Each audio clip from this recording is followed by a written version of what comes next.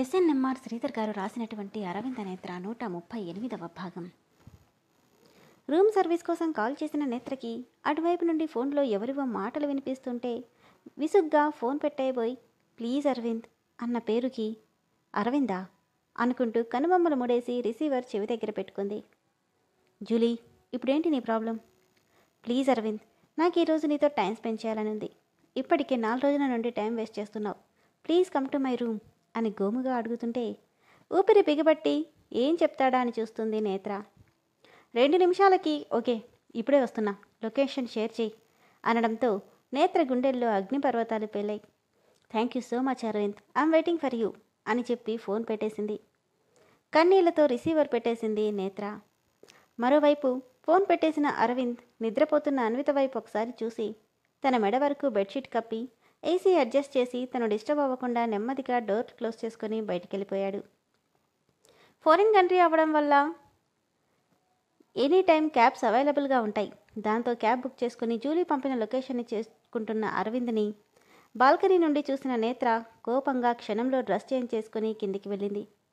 తను వెళ్ళేసరికి అప్పటికే క్యాబ్ వెళ్ళిపోవడంతో అందులో ఎక్కి అరవింద్ వెళ్ళిపోయాడు. ఛా అనుకుంటూ అటువైపు చూస్తున్న నేత్రకి పక్కనే రెస్టారెంట్ వాళ్ళ కారు ఆగడంతో అరవింద్ కార్ని ఫాలో చేయమని చెప్పి అందులో ఎక్కి కూర్చోగానే కార్ స్టార్ట్ అయింది. అరవింద్ అలాంటి వాడు కాదని ఎక్కడో చిన్న ఆశ, దానికోసమే అతని వెనుక పరిగెడుతుంది. కాసేపటికి జూలీ పంపిన లొకేషన్ రావడంతో ఒక పెద్ద అపార్ట్మెంట్ ముందు ఆగింది కారు. అమౌంట్ పే చేసి సెక్యూరిటీ వాళ్ళకి డీటెయిల్స్ పంపి తన ఫ్లాట్ నెంబర్ వెతుక్కుంటూ వెళ్ళాడు. కాసేపు వెయిట్ చేయమని డ్రైవర్కి చెప్పి తన వెనకే వెళ్ళిన నేత్రకు సెక్యూరిటీ వాళ్ళు ఆపేశారు. వాళ్ళకేం చెప్పాలో అర్థం కాక జూలీ పేరు చెప్పి అర్జెంటుగా తనని మీట్ అవ్వాలని రిక్వెస్ట్ చేయడంతో పాజిటివ్గా అనిపిస్తున్న ఆమె నేచర్ని చూసి సైన్ చేయమని చెప్పి లోపలికి అలో చేశారు. పరుగు పరుగున అరవింద్ కోసం వెళ్ళిన నేత్రకి అప్పటికే అతను జూలీ రూమ్కి వెళ్ళిపోవడంతో ఎక్కడా కనిపించలేదు. వెల్కమ్ మై డియర్ హీరో అంటూ అతని మీద రోజ్ పెటల్స్ని పూలవానలా కురిపించిన జూలీ, ఇన్ని రోజులకి నా రిక్వెస్ట్ని యాక్సెప్ట్ చేసినందుకు very happy my dear sweet heart అంటూ 2 చేతులతో తల్లి చుట్టేసింది. Thank you so much dear అంటూనే ఆమెను నెమ్మదిగా దూరం జరిపి టైం కాని టైంలో కాల్ చేసి నీ బెదిరింపులేంటి జూలీ అని అడిగాడు. ఏం చేయను, మార్నింగ్ టు ఈవినింగ్ నువ్వేమో మీటింగ్తో బిజీ, ఈవినింగ్ టు నైట్ నేనేమో షూటింగ్తో బిజీ, ఇక మిగిలింది మిడ్ నైటే కదా, అందుకే ఇలా ప్లాన్ చేశా. ఎలా ఉంది? విసుగ్గా not good Julie, but why? Because it's not a correct time.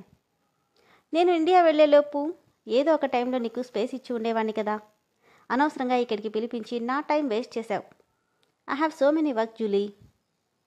అతని మెడ చుట్టూ చేతులని హారంలా వేసి ఎప్పుడు ఉండే వర్కే కదా అరవింద్, ఎన్ని రోజులకి నువ్వు నా ముందుకొస్తే కనీసం నీకు ట్రీట్ ఇవ్వకపోతే ఎలా? Come let's enjoy with this moment అంటూనే అతని చేయి పట్టుకుని లోపలికి తీసుకెళ్ళింది జూలీ. హై లెవెల్లో ఉన్న అపార్ట్మెంట్లో దాదాపుగా కనుచూపు మేర అన్ని రూమ్సే కనిపిస్తుంటే వాటిలో అతను ఎక్కడికి వెళ్ళాడో అర్థం కాక ఎటు వెళ్లాలో తెలియక ఒకే రూమ్ని చూసుకుంటూ వెళ్తుంది నేత్ర. అతను వస్తానని చెప్పినప్పుడే అతనికి ఇష్టమైన డ్రింక్ని, అతని ఇష్టంగా తినే ఫుడ్నే కాక అందులో కేక్ కూడా ఉండడం చూసి ఈ కేక్ ఏంటి జూలీ? దాదాపు చాలా సంవత్సరాల తర్వాత మనం మీట్ అయ్యాం, అందుకే ఈ అకేషన్ని సెలబ్రేట్ చేసుకుందామని ఇలా అరేంజ్ చేశాను. కమ్ అంటూ తన చేయి పట్టుకుని తీసుకెళ్లి నైఫ్ చేతికిచ్చింది. నవ్వి ఆమె చేతిని కూడా పట్టుకొని ఇద్దరు కలిసి కేక్ కట్ చేస్తే అరవింద్ నోట్లో కేక్ పెట్టి thank you so much darling అంటూ హక్ చేసుకుంది. Thank you dear, very happy so many years second will celebrate like this. Yeah come అంటూ అతనికి ఇష్టమైన లైట్ ఫుడ్ని ఇద్దరికీ సర్వ్ చేసి పక్కనే గ్లాస్లో డ్రింక్స్ కూడా సర్వ్ చేసి నీకు ఇష్టమైనవన్నీ నేనే కుక్ చేశాను, హ్యావ్ ఇట్ అనడంతో నవ్వి తినడం స్టార్ట్ చేస్తే ఎలా ఉన్నాయి? డ్రింక్ చేస్తూ గుడ్ అన్నాడు. తను డ్రింక్ చేస్తూ మరి నా ప్రపోజల్ సంగతి ఏంటి?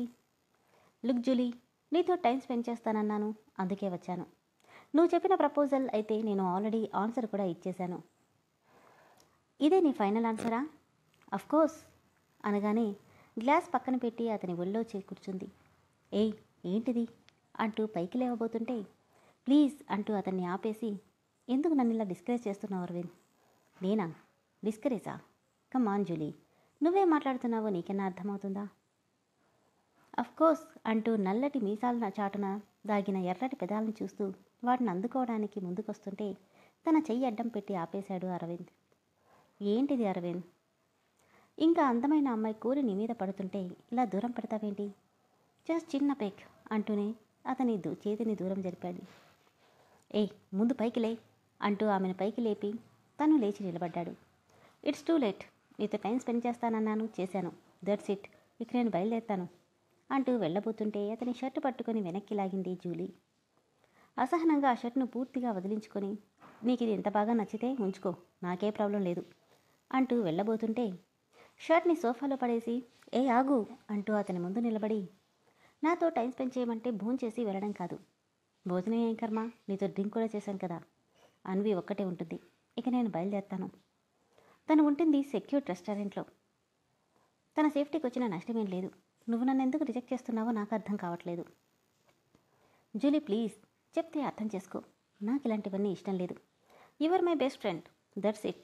నీ మీద నాకున్న మంచి ఇంప్రెషన్ని ఇలాంటి పిచ్చి వేషాలు వేసి పోగొట్టుకోకు అని సీరియస్గా చెప్పి వెళ్తుంటే అన్ని రూమ్స్లలో ఏ రూమ్లో ఉన్నాడో అర్థం కాక కన్ఫ్యూజ్ అవుతున్న నేత్రకి ఒక రూమ్ ముందు అరవింద్ స్లిప్పర్స్ కనిపించడంతో, అంతే తను ఈ రూమ్లోనే ఉన్నట్టున్నాడు అనుకొని డోర్ ఓపెన్ చేయడానికి చెయ్యి ముందుకు పెట్టింది. సారీ అంటూ తన వెనకే వచ్చి అతన్ని ఆపేసి, టైం స్పెండ్ చేస్తానని ఇలా 10 నిమిషాల్లో వెళ్ళిపోతానంటే ఎలా? కావాలంటే ఇంకోసారి వస్తాను, ఇప్పుడు కాదు, టేక్ కేర్ అని చెప్పి డోర్ ఓపెన్ చేసిన అరవింద్ ఎదురుగా ఉన్న నేతను చూసి ఓ క్షణం షాక్ అయ్యి, నువ్వేంటిక్కడ? స్లీవ్లెస్ బనియన్తో షర్ట్లెస్గా ఉన్న అతన్ని చూస్తుంటే, నిన్నే అడిగేది, నువ్వేంటిక్కడ? అతని నుండి గప్పున కొడుతున్న మందు వాసనకి మొహం చిట్లించి, ఆడవాళ్లతో తిరగడం నీకు సరదా అని తెలుసు, కానీ వెళ్ళిన ప్రతి చోట ఒక్కో ఆడదాన్ని మెయింటైన్ చేసే అలవాటుందని అనుకోలేదు. తన మనసులో ఏమనుకుంటుందో పూర్తిగా అర్థమై, వెల్ అయితే ఇప్పుడేంటి? నేను అలాంటి వాడినే కదా, నన్ను వదిలించుకొని నీ బతుకు నువ్వు బతుకుతున్నావు. ఇక నేనెలా తిరిగితే నీకేంటి? మనసులో ఏదో మూలం నా ఊహ మొత్తం అబద్ధమన్న ఆలోచన ఉండేది. కానీ ఈ క్షణంతో అది పూర్తిగా తుడిచిపెట్టుకుపోయింది. నా మీద నీ ఒపీనియన్ గురించి నాకు అవసరం లేదు. ఎందుకంటే ఎప్పుడైతే నన్ను కిందకి దించడానికి నా శత్రువులతో చేతులు కలిపావో అప్పుడే నా భార్యగా నువ్వెప్పుడో చచ్చిపోయావు. నీకేదో ఇంప్రెషన్ కనిపించాల్సిన అవసరం నాకు అస్సలే లేదు. అవును, నీకేం అవసరం లేదు.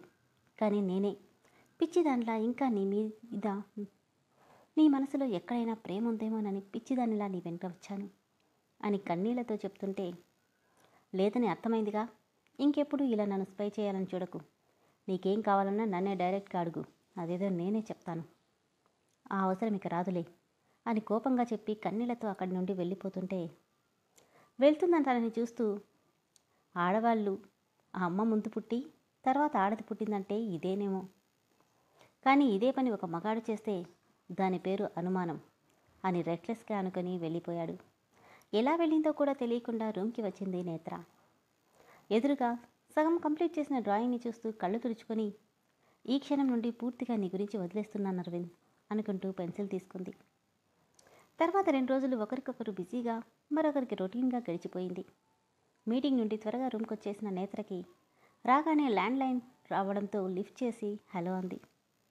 అటువైపు ఏం చెప్పారో తెలియదు కానీ షాక్తో చేతిలో ఉన్న రిసీవర్ జారిపోతే అరవింద్ అని గట్టిగా అరుస్తూ డోర్ ఓపెన్ చేసుకుని ఏడుస్తూ పరుగులు పెట్టింది నేత్ర.